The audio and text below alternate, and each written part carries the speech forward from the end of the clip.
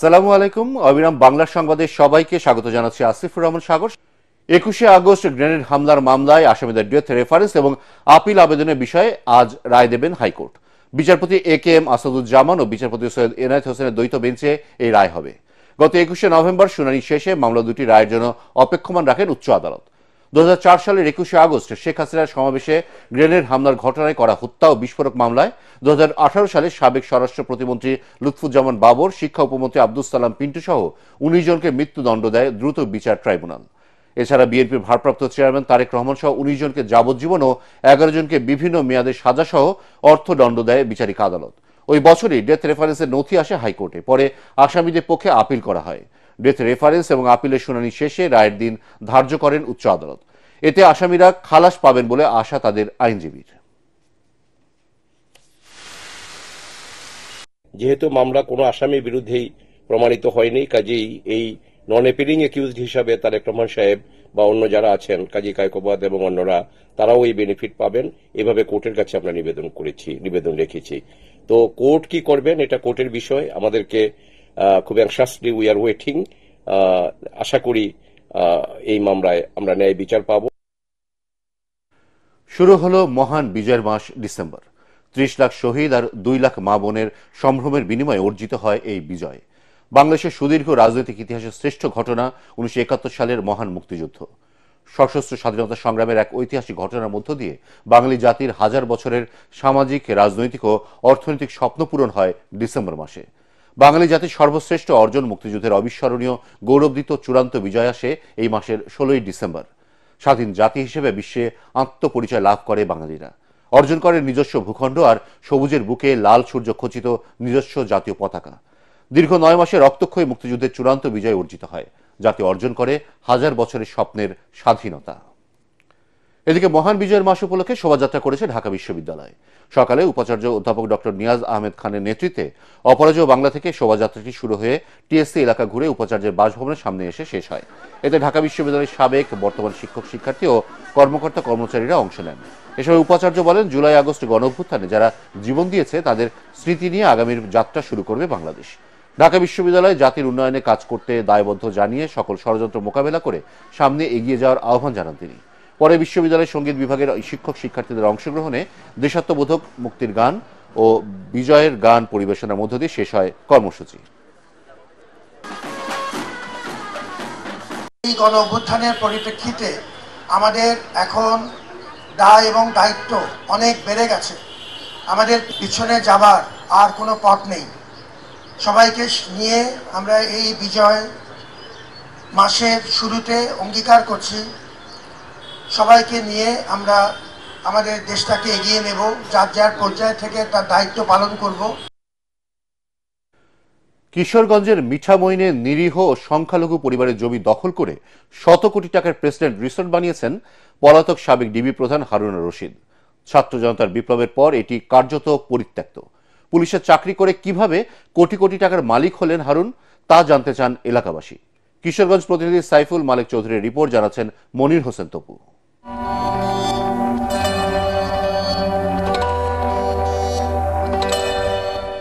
নেই ব্যস্ততা, আলোকসজ্জা ও দামি গাড়ির বহর, নামে না হেলিকপ্টারও। শত কোটি টাকার প্রেসিডেন্ট রিসোর্টটি পড়ে আছে এভাবেই। কিশোরগঞ্জের মিঠামইনে 40 একর জমিতে হাওর ঘেঁষা এই বিলাসবহুল প্রমোদশালার মালিক পুলিশের আলোচিত ও সমালোচিত কর্মকর্তা হারুনুর রশিদ।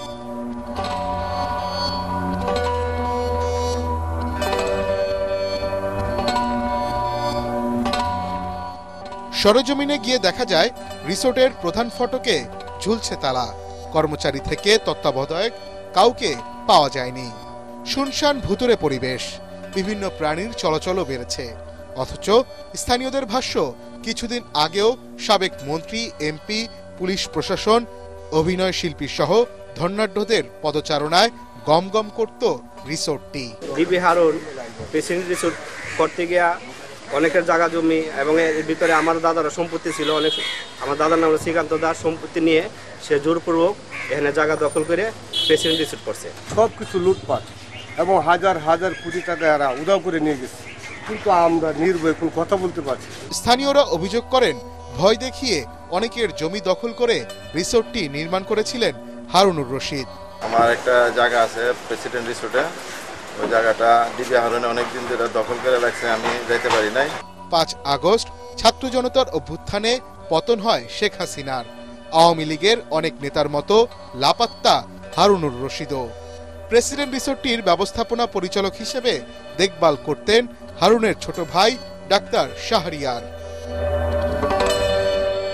মনির হোসেন তপু, এটিএন বাংলা। 10 দিনের সফরে লন্ডন পৌঁছেছেন বিএনপি মহাসচিব মির্জা ফখরুল ইসলাম আলমগীর। বাংলাদেশ বিমানের একটি ফ্লাইটে সস্ত্রীক লন্ডনের হিথ্রো বিমানবন্দরে পৌঁছালে বিএনপির বিপুল সংখ্যক নেতাকর্মী তাঁকে স্বাগত জানান। এ সময় উপস্থিত ছিলেন যুক্তরাজ্য বিএনপির সভাপতি এম এ মালেক ও সাধারণ সম্পাদক এম এ কয়সর।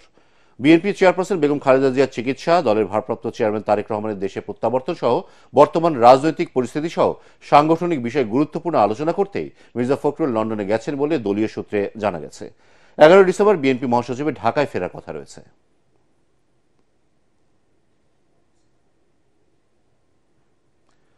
সাংবাদিক মুন্নি শাহকে মধ্যরাতে পরিবারের জিম্মায় ছেড়ে দিয়েছে পুলিশ।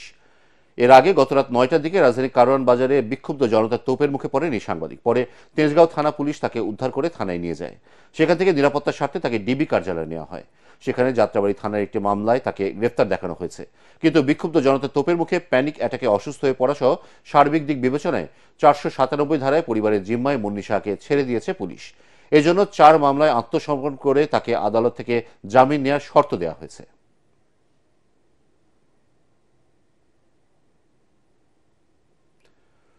দীর্ঘ 2 যুগের বেশি সময় ধরে পাহাড়ে আত্মনিয়ন্ত্রণাধিকার আন্দোলনের পর 1997 সালের 2রা ডিসেম্বর পার্বত্য চট্টগ্রাম শান্তি চুক্তি স্বাক্ষরিত হয়।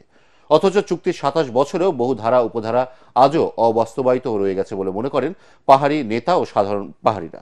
স্থানীয়রা মনে করেন চুক্তি বাস্তবায়ন নিয়ে সরকার ও জনসংহতি সমিতির মধ্যে মতের ভিন্নতা থাকায় বাড়ছে সংকট। রাঙামাটি, খাগড়াছড়ি ও বান্দরবান প্রতিনিধি পাঠানো তথ্যচিত্রে বিস্তারিত জানাচ্ছেন জাহিদুল আলম।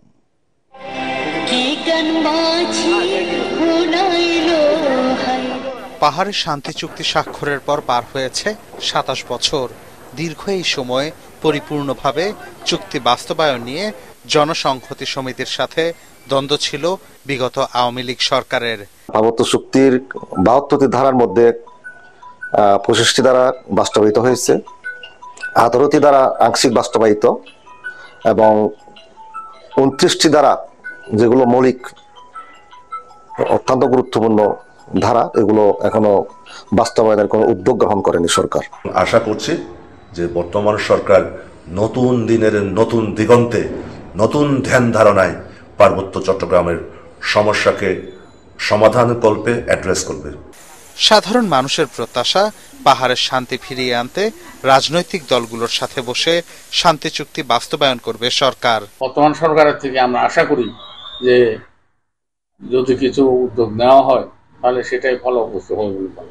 সংবিধান যে সংস্কার চলছে, এই সংস্কারে পার্বত্যগ্রাম চুক্তিতে অন্তর্ভুক্ত করে আদিবাসী শব্দ যদি সংযুক্ত করা হয় তাহলে সমগ্র দেশের জন্য শান্তি বিরাজ করবে। পাহাড়ে বাঙালিদের সংগঠনগুলোর নেতৃবৃন্দরা বলছেন শান্তি চুক্তির মধ্যে বৈষম্যমূলক ও সংবিধান পরিপন্থী যেসব ধারা রয়েছে তা সংশোধন করে সবার কাছে গ্রহণযোগ্য চুক্তি তুলে ধরতে হবে।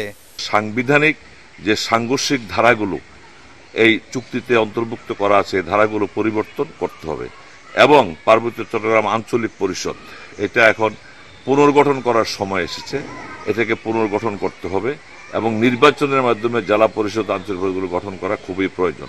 পার্বত্য চট্টগ্রামের ভূমি সংকট নিরসন, ভারত থেকে প্রবেশ করা শরণার্থী ও উদ্বাস্তু পুনর্বাসন সহ চুক্তির পূর্ণাঙ্গ বাস্তবায়ন করবে নতুন সরকার, এমনটাই প্রত্যাশা পার্বত্য এলাকার মানুষদের। Bureau report, ATN Bangla. অবৈধ অভিবাসীদের দেশে ফেরত পাঠানো, ওয়ার্ক পারমিট না দেওয়ার মতো কঠোর নীতি নিতে যাচ্ছে যুক্তরাষ্ট্র। ডোনাল্ড ট্রাম্পের অভিবাসন নীতির কারণে সেদেশে বসবাসকারী অবৈধ বাংলাদেশিরাও নানান জটিলতায় পড়ার আশঙ্কায় রয়েছেন। তবে আশঙ্কার সংকট থাকলেও যুক্তরাষ্ট্রের সংবিধান ও আইন অনুযায়ী অবৈধ অভিবাসীদের ফেরত পাঠানোর প্রক্রিয়া খুব জটিল বলে মনে করেন অভিবাসী বিশেষজ্ঞরা। ইয়াসিন রানার রিপোর্ট। প্রেসিডেন্ট পদে দ্বিতীয় মেয়াদে নির্বাচিত হবার পর নতুন করে অভিবাসীদের বৈধতা না দেওয়ার ঘোষণা দেন ডোনাল্ড ট্রাম্প। সেই সাথে যারা এখন যুক্তরাষ্ট্রে অবৈধভাবে বসবাস করছেন তাদেরও ফেরত পাঠানোর কথা জানান তিনি। এই ঘোষণার পর শুধু বাংলাদেশই নয়, বিশ্বের বিভিন্ন দেশ থেকে যাওয়া অবৈধ অভিবাসীরাও বেশ দুশ্চিন্তায় পড়েছেন। এছাড়া দেশটিতে প্রায় 4 লাখের বেশি বিদেশি শিক্ষার্থী উচ্চশিক্ষা গ্রহণ করছেন, যাদের প্রয়োজনীয় নথিপত্র নেই। তারাও রয়েছেন আতঙ্কে। মাস্টার্স এন্ড পিএইচডি করতে আসা স্টুডেন্টরা নরমালি ফুল স্কলারশিপ নিয়ে আসে। তো যদি নাম্বার অফ স্কলারশিপ কমে যায়, সেক্ষেত্রে ইউএসএ তে ইন্টারন্যাশনাল স্টুডেন্টদের ইনফ্লো অটোমেটিক্যালি কমে যাবে। তবে আশঙ্কা ও সংকট থাকলেও যুক্তরাষ্ট্রের সংবিধান ও আইন অনুযায়ী অবৈধ অভিবাসীদের ফেরত পাঠানোর প্রক্রিয়া খুব জটিল বলে মনে করেন অভিবাসী বিশেষজ্ঞরা। বিশাল অংশের অবৈধ বাংলাদেশিরা বড় বড় শহরে বসবাস করে, নিউ ইয়র্ক, লস অ্যাঞ্জেলস এরকম বড় শহরে। তো ডোনাল্ড ট্রাম্প ঘোষণা করেছে সে অতীতের সব রেকর্ড ভেঙে দিয়ে সকল অবৈধ অভিবাসীদেরকে ডিপোর্ট করে দিবে। এখন এটা বলা সহজ, করা একটু কঠিন, কারণ এটার সঙ্গে প্রচুর খরচ জড়িত। আমার যেটা ভয় হয় যে আগামী 4 বছরে ইমিগ্রেশন টোটাল প্রসেসটা বেশ একটু কঠিন হয়ে যাবে।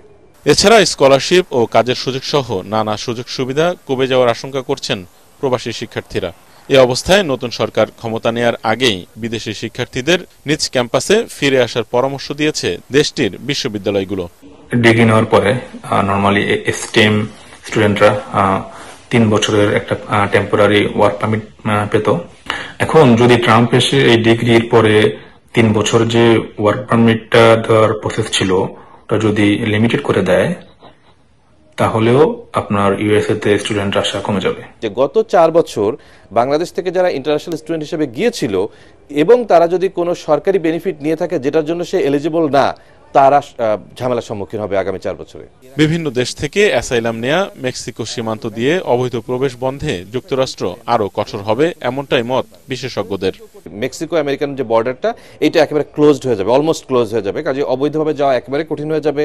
বা ধরেন অনেকে দেখবেন যে ভিজিট ভিসায় গিয়ে অ্যাসাইলাম ফাইল করে, অ্যাসাইলাম অ্যাপ্রুভালের সংখ্যা অনেক কমে যাবে আগামী 4 বছর। যারা asylum seeker either border cross করে যাক বা ভিজিট ভিসা নিয়ে যাক, তারা ঝামেলার সম্মুখীন হবে। কিন্তু যারা বৈধভাবে যাচ্ছিল তাদের যেতে সমস্যা হবে না, তাদের সমস্যা হবে যাওয়ার পরে। এই সমস্যা নিরসনে বাংলাদেশের পররাষ্ট্র মন্ত্রণালয়কে যুক্তরাষ্ট্রে বসবাসরত বাংলাদেশিদের সহযোগিতা নেয়ার পরামর্শ দেন বিশেষজ্ঞরা। ইয়াসিন রানা, এটিএন বাংলা, ঢাকা। সমাজে বৈষম্যের কারণেই জাতি হিসেবে 2 বার স্বাধীন হতে হয়েছে। তাই বৈষম্য নয়, দেশ গড়তে ন্যায় বিচার ও সুশাসন প্রতিষ্ঠার প্রতি গুরুত্ব আরোপ করেছেন জামায়াতে ইসলামীর আমির ডাক্তার শফিকুর রহমান। গত রাতে খুলনায় ন্যাশনাল ডক্টরস ফোরাম খুলনা আয়োজিত চিকিৎসক সমাবেশে তিনি এসব কথা বলেন। এ সময় চিকিৎসকদের উদ্দেশ্যে নৈতিকতা ও মানবিক মূল্যবোধ নিয়ে দায়িত্ব পালন করার আহ্বান জানিয়ে তিনি বলেন, নিজ নিজ জায়গা থেকে দায়িত্ব পালন করলে বৈষম্যহীন সমাজ গড়ে তোলা সম্ভব। সমাবেশে দলের সেক্রেটারি জেনারেল অধ্যাপক মিয়া গোলাম পরোয়ার নির্বাচনের জন্য অস্থির না হয়ে অন্তর্বর্তীকালীন সরকারকে সহায়তা করতে সবার প্রতি আহ্বান জানান। এখন সমাজে চলতেছে বৈষম্যহীন আন্দোলন, তাই না? আমাদের সন্তানদের প্রাইম স্লোগান ছিল উই ওয়ান্ট জাস্টিস। আমরা সব ক্ষেত্রে ন্যায় বিচার চাই, সুবিচার চাই। সুবিচার যেখানে থাকে বৈষম্য সেখানে থাকে না। রাজধানীর বাড্ডার সুবাস্ত নজর ভ্যালি শপিং কমপ্লেক্সে অগ্নিকাণ্ড ঘটেছে। শনিবার মধ্যরাতে এই ঘটনা ঘটে বলে জানিয়েছে ফায়ার সার্ভিস। ভবনটির 3য় তলায় শর্ট সার্কিট থেকে আগুনের সূত্রপাত বলে প্রাথমিকভাবে ধারণা করছেন ফায়ার সার্ভিস। এতে বেশ কয়েকটি দোকান পুড়ে গেছে বলে জানায় সংস্থাটি। তবে এতে কেউ হতাহত হননি বলে নিশ্চিত করেছে তারা। ফায়ার সার্ভিসের 2টি ইউনিটে প্রায় 1 ঘন্টা চেষ্টার পর আগুন নিয়ন্ত্রণে আসে। 3 তলায় আগুনের প্রথম সূত্রপাত ছিল। আমাদের টেস্ট করতে অনেক সময় লেগেছে। আমরা ব্রিদিং অ্যাপারেটাস পরে প্রায় আধা ঘন্টা জীবন মন সংগ্রাম করে আমরা আগুনকে টেস্ট করতে পেরেছি। 4টে দোকানে আগুন ছিল, আগুনটা সম্পূর্ণ নির্বাপন করা হয়েছে। আমরা যতটুকু প্রাথমিকভাবে ধারণা করতেছি ইলেকট্রিক ডাক থেকে আগুনের সূত্রপাত হয়। এবার জানিয়ে দেব পার্টেক্স খেলার খবর।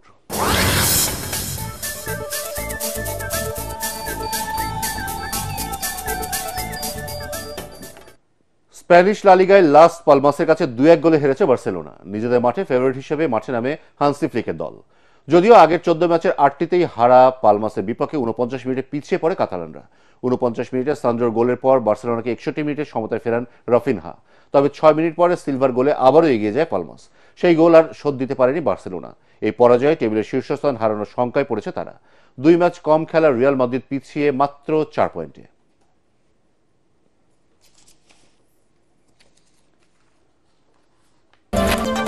পরবর্তী সংবাদ দেখার আমন্ত্রণ জানিয়ে এখনকার মতো শেষ করছে।